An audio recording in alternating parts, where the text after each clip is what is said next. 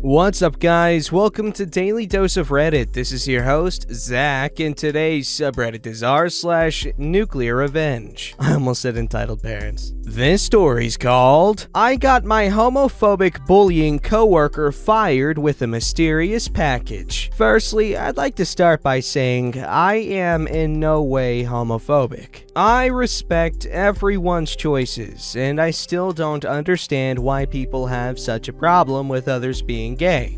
So you're saying being gay is a choice, huh? You watch it there, buddy. I'm teasing. When I was about 18, I used to work in a small factory for an engineering firm as an apprentice and had to work with this real piece of poo guy. Let's call him Kevin. For some reason, Kevin would find great joy by picking on me all the time in work. He would wait until it was just me and him alone and then call me out for being gay. Note, I am not gay and had a girlfriend at the time. However, that didn't matter to him. He would stroll right over to my desk and call me these awful names like bundle of sticks used for fuel, homo, rooster sucker, etc. Plus other words and names that are too disgusting to say. He would get right in my face and try his best to get a response from me, but I would just keep my head down and keep working. Even though I ignored him, he made me feel really crap. I began hating going into work. I started coming up with excuses for not coming in. I did this so often that HR had to have a meeting with me, and I was given an official warning. I was a shy, small guy and didn't have the confidence to say anything. This kept going on for months, and one day he went too far. I was working on a design for a product for my work laptop and left the factory for lunch. When I got back, he had deleted all my work files and replaced them with screenshots of gay video of the adult variety. Wow. The second I sat back down on my desk and noticed, Kevin ran up behind me and called everyone over to show them what I was supposedly looking at on my laptop. He pulled my arms back behind my chair, holding me in place, and everyone came over and started laughing at me. My boss even came over. My idiot boss believed Kevin, and I was given a warning letter about my work behavior and another official warning. I had enough and plotted my revenge. The idea I came up with was to send Kevin a package and have him open it in front of everyone. You see, Kevin collected rare DVDs and would have them shipped to the company's address. He would then gather everyone around his desk to show them what he had bought, no matter what the package. So I told my mother my plan.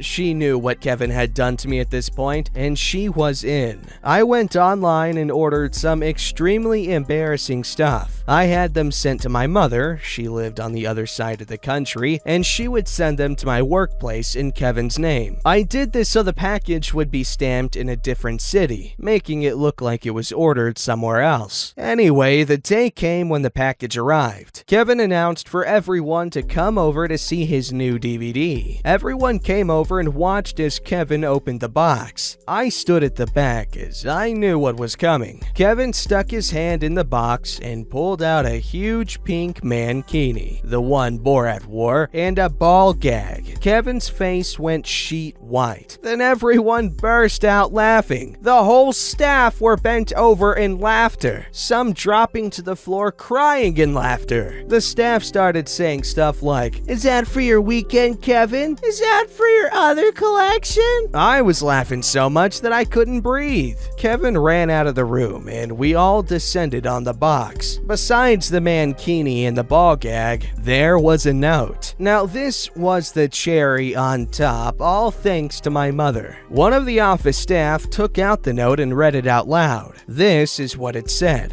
"Hello, Kevy Poo 69. Because you are one of our most loyal customers, we have decided to send you some free gifts to thank you for your years of loyalty to our brand. We hope you enjoy them. All the best from the team at outofthecloset.com. Well, this just sent us all tumbling to the floor with laughter. I had no idea my mom would do that. Just typing it out now makes me laugh. After we all regained our composure, the head of HR came down and asked me to come up for a meeting. I entered one of the meeting rooms and there was Kevin, the head of HR, my boss, and the director of the company. For the next hour, Kevin tried to convince them that I had sent him the package. I protested, saying the package was stamped on the other side of the country, so how could I have sent it? The head of HR asked Kevin why he thought I sent the package. He said, "Because I always call him a..." Then he stopped his sentence. I turned to him and said, "Yeah, tell them what you always call me. Tell them the names you like to call me every day. Tell them how you single me out and bully me. Tell them about the hell you have put me through." The room got quiet. Kevin was told to leave while they have a chat with me. I proceeded to tell them about what Kevin was doing to me and how long it had gone on for. I told them about the names he called me and what he had done with my laptop. When I was finished, they all thanked me for being honest and said they would investigate my claims further. I was asked one more time if I had sent the package. I said I didn't and that it may have been a mate of mine because I had told my friends what had been going on. But it had nothing to do with me and I had no say in it. So an investigation did happen. They found out that Kevin was indeed bullying me and other young staff members and apprentices in the firm. He had been doing this since the day he had started working there. He was fired. Good. I don't feel any regret for what I did. He was a 50-year-old man that still acted like a child. If he can't grow up, then he can't work with adults. Years later, on my last day of work, I was asked by the director of the company if I had indeed sent that package to Kevin. I just smiled, winked, and said, "Nope, but my mother didn't like Kevin very much." I can now say I am a confident, happy extrovert. I don't stand for any bullying behavior anymore and always stick up for myself and the people around me. As for Kevin, well, I hope he has improved his attitude and has grown up. That's some wishful thinking if I've ever heard it, and I have. I hear it all the time in my head. Yeah, I was playing with this wishful thinking music box and it got stuck in my ear. It gets kind of annoying. Anyway, well, good job. And second, that's a really toxic workplace. Because what if that was an actual package Kevin had sent for himself? Yeah, obviously his dumb fault for sending it to work, but what if it was an accident, you know? And that was like the first time anyone had found out that he was like gay or something, or like just into that kind of stuff. And there, trauma right there, boom. But thank God that wasn't the case. It was just a jerky old guy who got what he deserved, because he was a jerk. And an old guy. This story's called "The Time My Dad's Friends Crushed a Guy's Hands for Harming Me." So all this happened 2 to 3 months ago, so sorry for the limited details. Context: my dad has earned a lot of respect in our local area as he will always help his friends with anything they need. So without exaggeration, there are a fairly large number of regulars at our local pub that would happily do the same for him. And I mean it, as they would most likely happily go to prison to look after my parent, my sister, and me. Anyway, I do a lot of walking, both when I get home and at uni, and I was walking through our local park at home and I noticed someone following me. Basically, I'm more or less bricking it as I'm not willing to get my phone out in case he takes it, and I'm in the least populated area of the park where we are the only 2 people. I decide to speed up so that hopefully more people will act as a deterrent. The guy starts talking bullcrap to me, saying he needs help as his brother got stabbed. I knew he was talking rubbish as he was perfectly calm and relaxed, and I walked past him 2 minutes ago chatting with his mate. I tell him to leave me alone, and he kicks out at me, taking my legs away and making me basically land with my full weight on my left knee. God, that hurt when my adrenaline ran out. I got up because I didn't want to be kicked to a pulp and made my way over to a dog walker who had just entered this area of the park. He allowed me to get to the cafe where I called my sister. sister. She and my mom come to pick me up from there and took me home. I put an ice pack on my ankle because him booting it as hard as he could made it bend wrong. Could still use it, so I knew it was fine. Anyway, my mom called my dad, who was at the pub with his mates, the ones who are willing to do anything to keep my sister and I safe. My mom relayed a very basic description from me to him, and not long later, he was home due to worry. My ankle kept seizing up by sitting on the sofa, so I got up and helped my mom with dinner. At this point, it seizing up was more painful than standing. While helping, I went to get something from the fridge. Our fridge is in the lounge right next to the kitchen, but not actually in the kitchen. And my dad pulled me aside and said that his friends had caught up to the guy that did it and got revenge for me. They asked if he had gotten into an altercation with someone in the park. He said yes, and they threw him to the ground, stomped on his hands and phone, and threw his earphones down the drain. Fallout. Every time I walk through that park, especially that bit of it, which I've only gone through twice in nearly 3 months, I get irrationally nervous and pay extreme amounts of attention to everyone I see. Never saw him again though. I've also been left with a knee that hurts every now and then, as well as if I accidentally bend it in certain ways that are usually fine. Again, I'm not worried about it as is. While at uni, I walk nearly 10 miles a day and only occasionally need to stop to let it rest. Moral of the story, don't mess with people if you don't think you can deal with the group of alcohol-fueled Londoners who are protective of your victim and his family. Yeah, it's probably a good rule of thumb to live by. That was a badass story. Feel really bad for OP though. That sounds like a very traumatizing thing.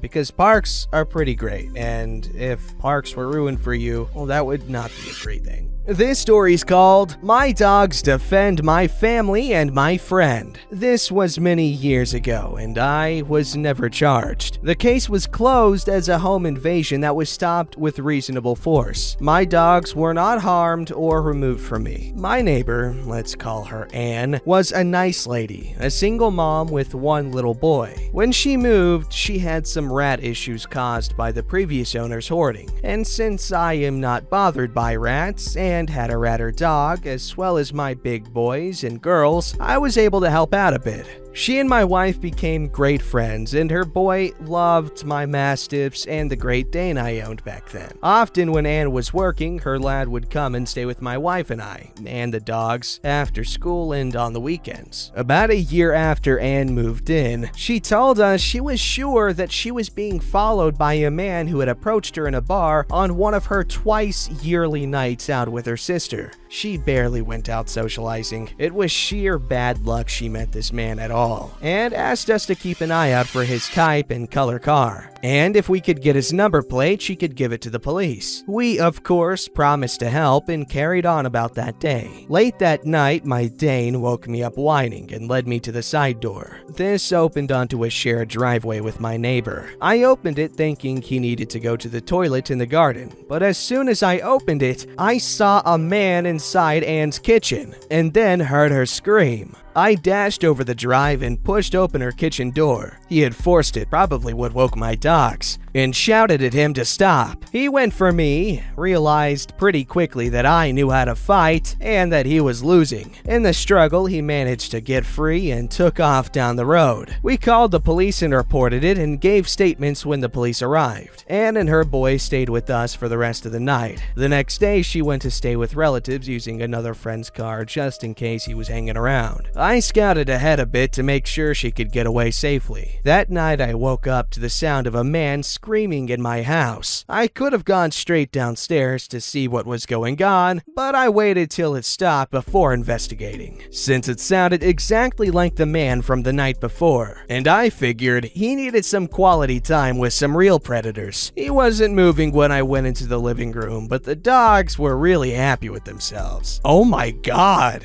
What the police and I worked out had happened was he quietly broke into my kitchen through the side door. My Mastiffs and the Dane waited till he was deep in the house before they struck. He was ragdolled by the neck from behind by my Great Dane, and while this was happening, the Mastiffs tore his legs to shreds. The little ratter my wife owned got stuck in too from the blood all over him at the end of it. He had suffered multiple fatal wounds to his thighs, neck, and face. The violator intruder had a backpack on with knives, duct tape, gags, and a small hand axe. DNA, Anne had scratched him, and my and statements confirmed that he was the same man who had tried to violate my neighbor. He had no idea I had large dogs, it seems. Or he was really freaking stupid. Who cares? The dogs have all died of old age now, but I bred from the Mastiffs and still have their pups and grandpups. The Dane made it to 12, which is ancient for one of them. Anne got a Mastiff from me shortly after this event, and she still owns large dogs too. I recommend a large dog as a companion and as something that will screw up any intruder for you. As Bill Burr says, it's like owning a gun you can pet. And that's a statement I could get behind. I just love the relationship between man and dog because, we've had such close relationships with them for thousands and thousands of years, to the point where they have hijacked our oxytocin pathways. So essentially, it's a bond that runs very, very deep, very similar to that between, your family. Then again, I'm stupid sometimes, so I could be wrong.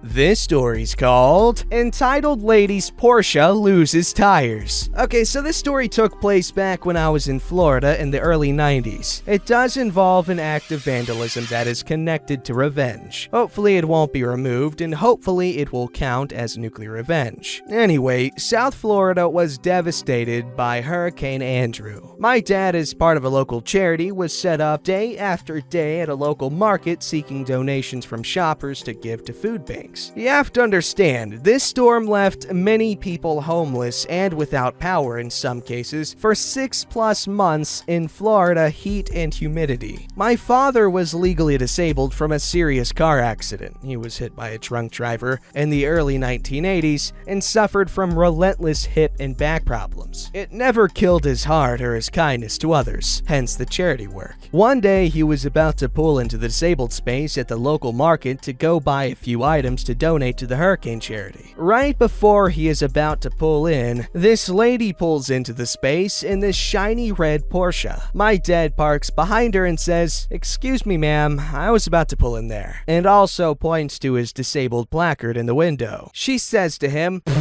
"You don't look disabled," and proceeded to walk into the store. For anyone who has a relative who uses a disabled space, you know the frustration of the situation and the anger one feels. My dad, seemingly unfazed, waits until she goes into the store, then gets out and snips the valve stems on all 4 tires, flattening but not destroying all of them. He then pulls into another space not far away and just waits. About 15 minutes later, the lady comes out and she is shrieking about her car being vandalized. My dad is far enough away so she can't see him, but he can hear everything. She calls the police. Big mistake. She files a report for vandalism and the police give her a ticket for being parked in the disabled space with no placard, about $250 at the time. The cops leave and she calls the tow truck. As the car is being loaded onto the truck, my dad pulls up and says to her, "You don't look disabled, but your car sure is," and then drives off. My dad could be a nice guy and pure savage when he needed to be. Well, that's a charming story, and just goes to show,